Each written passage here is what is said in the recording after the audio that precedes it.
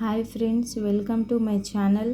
మనం ప్రీవియస్ క్లాస్లో cell circle, cell division గురించి డిస్కస్ చేసాము. So today's class is cell signalling. So సెల్కి మధ్య కమ్యూనికేషన్ ఎలా ఉంది అనేదే ఈరోజు టాపిక్. సెల్ యొక్క సిగ్నలింగ్ డెఫినిషన్ ఏంటంటే, it is a process to interact with other cell or itself or environment to the signalling. This is called cell signalling. So సెల్కి మధ్య కానివ్వండి, సెల్కి ఎన్విరాన్మెంట్కి మధ్యలో కానివ్వండి, సెల్ ఇట్ సెల్ఫ్ కానివ్వండి, సిగ్నలింగ్ ప్రాసెస్ జరిగితే, కమ్యూనికేషన్ జరిగితే దాన్ని మనం సెల్ సిగ్నలింగ్ అంటాము. వీటిలో 4 టైప్స్ ఉన్నాయి: paracrine cell signalling, autocrine, endocrine and direct cell signalling. ఈ 4 టైప్స్ని మనం డయాగ్రామాటిక్గా ఈజీగా ఎక్స్ప్లెయిన్ చేస్తాను. సో ఒకసారి కాన్సెప్ట్ అర్థం చేసుకుంటే మీరు ఈజీగా రాయొచ్చు. సో ఫస్ట్ వచ్చేసి paracrine cell signalling. So paracrine cell signalling ఏంటంటే, nearly 2 cells but do not attach directly. 2 cells అనేవి దగ్గరగా ఉంటాయి కానీ అటాచ్మెంట్ అనేది ఉండదు. ఇక్కడ చూడండి, so 2 cells nearly but do not attach directly. So డైరెక్ట్గా అటాచ్మెంట్ కాకుండా ఈ సిగ్నలింగ్ ప్రాసెస్ అనేది జరుగుతుంది ఇక్కడ. సో సీక్రెట్ చేసేదాన్ని సిగ్నలింగ్ సెల్ అంటాము, రిసీవింగ్ చేసేదాన్ని రిసీవింగ్ సెల్ అంటాము. ఇక్కడ సిగ్నలింగ్ సెల్స్ నుంచి లైగండ్స్ అనేవి రిలీజ్ అవుతాయి. Ligands is nothing but molecules or atoms or chemicals. So ఈ సబ్స్టెన్సెస్, కెమికల్ ఆటమ్స్ అనేవి మనకు సిగ్నలింగ్ సెల్స్ నుంచి రిలీజ్ అయ్యి రిసీవింగ్ సెల్స్ యొక్క రెసెప్టార్కి అటాచ్ అవుతాయి. సో ఈ అటాచ్మెంట్ ద్వారా రెసెప్టార్స్కి అటాచ్ అయ్యి రిసీవింగ్ సెల్ లోపలికి సిగ్నలింగ్ ప్రాసెస్ అనేది జరుగుతుంది. సో వీటినే మనం పారాక్రైన్ సెల్ సిగ్నలింగ్ అంటాము. So 2 cells nearly but do not attach directly, దీన్నే మనం పారాక్రైన్ సెల్ సిగ్నలింగ్ అంటాము. ఎగ్జాంపుల్ ఏంటంటే development and growth. So body యొక్క డెవలప్మెంట్, సెల్ యొక్క డెవలప్మెంట్ అండ్ గ్రోత్ పెరగడానికి ఈ పారాక్రైన్ సెల్ సిగ్నలింగ్ అనేది జరుగుతుంది. సో ఈ ప్రాసెస్ అనేది మనకు ఎక్కువగా గ్రోత్లో కనిపిస్తుంది. సో నెక్స్ట్ వచ్చేసి ఆటోక్రైన్ సెల్ సిగ్నలింగ్. సో ఆటోక్రైన్, ఆటో అనగానే మనకు సెల్ఫ్గా చేసుకునేది. సో ఇక్కడ ఒక సెల్ అనేది రిసీవింగ్ సెల్ గాను సిగ్నలింగ్ సెల్ గాను వర్క్ చేస్తే దాన్ని ఆటో సెల్ సిగ్నలింగ్ అంటాము. సో సిగ్నలింగ్ సెల్ నుంచి రిలీజ్ అయిన లైగండ్స్ దానికే అటాచ్ అయి ఉన్న రెసెప్టార్కి అటాచ్ అయితే వాటిని మనం ఆటోక్రైన్ సెల్ సిగ్నలింగ్ అంటాము. ఎగ్జాంపుల్ మెటాస్టాసిస్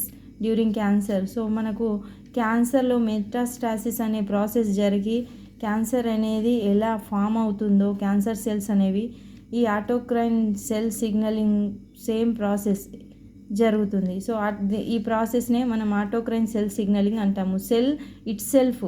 సో ఇక్కడ పారాక్రైన్లో ఏంటి, సెల్ అదర్ సెల్తోని సిగ్నలింగ్ చేసి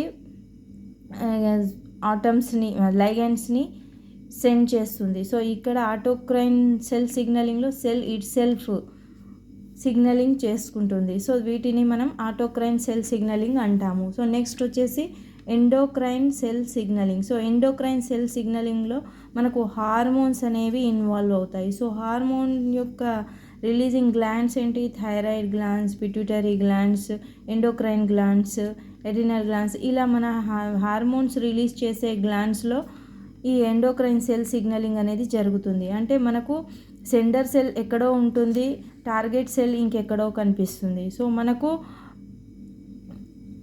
ఇక్కడ డిఫరెంట్, సో డిస్టెన్స్ అనేది మనకు కనిపిస్తుంది. సో సెండర్ సెల్ నుంచి రిలీజ్ అయిన లైగండ్స్, ఆటమ్స్ అనేవి బ్లడ్ స్ట్రీమ్ ద్వారా టార్గెటెడ్ సెల్స్కి, ఆ రిసీవింగ్ టార్గెట్ సెల్స్కి ఉండే రెసెప్టార్కి అటాచ్ కావడాన్నే మనం ఎండోక్రైన్ సెల్ సిగ్నలింగ్ అంటాము. సో ఇక్కడ మనకు డిస్టెన్స్ అనేది కనిపిస్తుంది.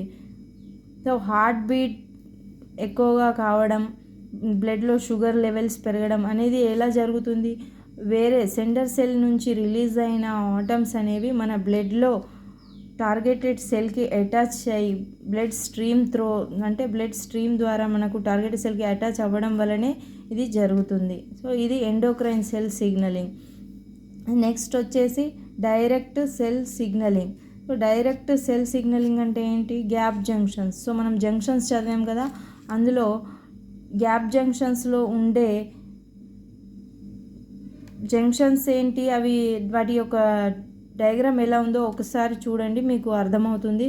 సో కమ్యూనికేషన్ డైరెక్ట్ సెల్ జంక్షన్లో ఉండే గ్యాప్స్ వల్ల, ఇది యానిమల్స్లోనేమో గ్యాప్ జంక్షన్స్ మరియు ప్లాంట్స్లోనేమో ప్లాస్మోడెస్మోటా.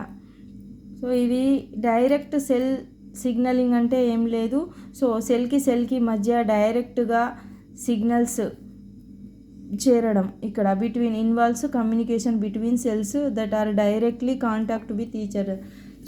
సో డైరెక్ట్గా అటాచ్ అవుతాయి. సో సెల్కి మధ్య గ్యాప్ అనేది ఉండదు.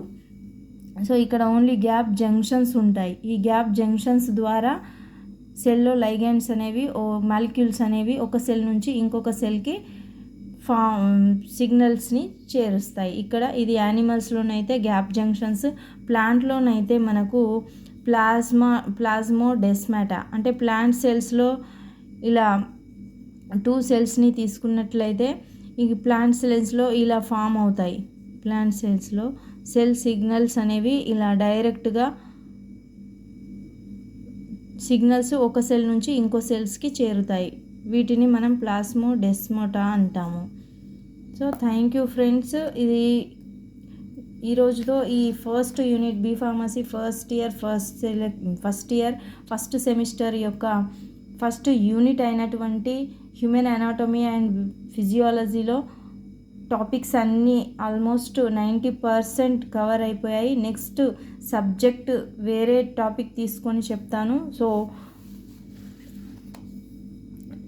ఇప్పటివరకు ఏమైనా డౌట్స్ ఉంటే ప్లీజ్ చెప్పండి, ఇంకా కామెంట్ బాక్స్లో రాయండి. ఇంకా ఏమైనా డౌట్స్ ఉన్నాయి, ఏమైనా టాపిక్స్ చెప్పాలనుకుంటే, ఇందులో ఇంకేమైనా అర్థం కాలేదు అనుకుంటే, ఇంకా డీటెయిల్గా చెప్పాలి అంటే చెప్తాను. సో ఫస్ట్ ఇది కాన్సెప్ట్ అర్థం చేసుకుంటే మీకు ఈజీగా అర్థమవుతుంది. ఇక్కడ మనకు సెల్ సిగ్నలింగ్ అంటే ఏంటి, సెల్కి మధ్య ఉండే కమ్యూనికేషన్ ఎలా జరుగుతుంది, అందులో ఎన్ని టైప్స్ ఉన్నాయి, ఈ కాన్సెప్ట్ మీదనే మిగతా ఇయర్ యొక్క సబ్జెక్ట్స్ కానీ రిలేటెడ్గా ఉంటాయి. సో మీరు ఈ బేసిక్స్ తెలుసుంటేనే మనకు నెక్స్ట్ ఇయర్ క్లాసెస్లో ఈజీగా అర్థమవుతుంది. సో ఫస్ట్ మీరు బేసిక్స్ మంచిగా నేర్చుకుంటేనే నెక్స్ట్ లెవెల్ క్లాసెస్ ఈజీగా అర్థమవుతాయి. So thank you friends, thank you for watching.